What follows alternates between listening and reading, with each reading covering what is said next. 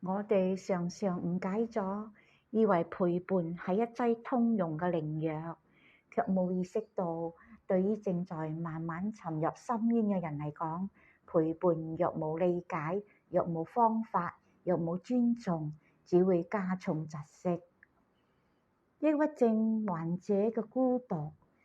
唔只係身體上嘅隔離，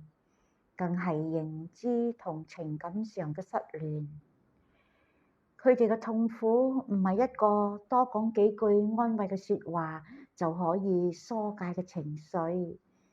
而係一種無法理清嘅內心撕裂。簡單嘅陪伴喺呢度變得蒼白無力，因為佢哋需要嘅唔係一個坐喺身邊唔走嘅人，